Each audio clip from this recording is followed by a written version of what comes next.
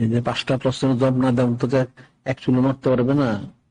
নাদাজুল কাদাম ইবনাদাম, কাদাম ইবনাদাম এমন হাতে সরান খামসিন। 5টা প্রশ্নের জবাব না দেবেন তো আদম সন্তান হাসের মাদান্তে এক চুল নড়তে পারবে না। আনুমরি ফিম আফনাহু, তার পুরো জিন্দিগিটা কোথায় ব্যয় করছে এটা হিসাব দিতে হবে। আন শাবাবি ফিম আবলাহু, একটা মানুষের সবচেয়ে মূল্যবান সময় হলো তার যুবক থাকাকালীন যে সময়টা, পুরুষ হোক মহিলা হোক, এই সময়টা সে কোথায় ব্যয় করলো, কিভাবে ব্যয় করলো।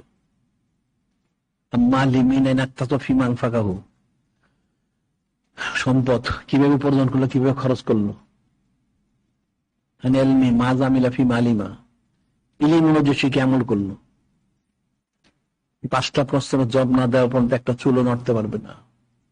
ইলিম অনুযায়ী সে কেমন করলো সেটা শিখছে, তারপরে সে কিভাবে আয় করলো, কিভাবে ব্যয় করলো সম্পদ, এরপরে তার জীবনের মূল্যবান সময়টা, যেটা এখন সাধারণত যুবক বলা হয়, আমরা 25 থেকে 40 বলে, আসলে 20 থেকে 50 পর্যন্ত মোটামুটি। এই সময়টা সে কোথায় ব্যয় করলো, কিভাবে ব্যয় করলো, আর এরপর সারা জিন্দিগির হিসাব দাও। এই হিসাব কে দিবে?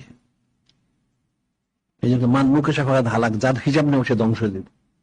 ইন্না বা সরব্বি কালা স্বাধীন, আল্লাহ ধরাটা অনেক কঠিন। হিসাব দিয়ে কেউ নাজাত পাবে না, কোন লোক হিসাব দিয়ে নাজাত পেতে পারবে না। বিনা হিসাবে যাইতে হবে। হিসাব দিলে সে পাকার হবে। সেই হিসাব দিবে কোথেকে? গতকাল কি খেয়েছে আজকে তার মনে নাই।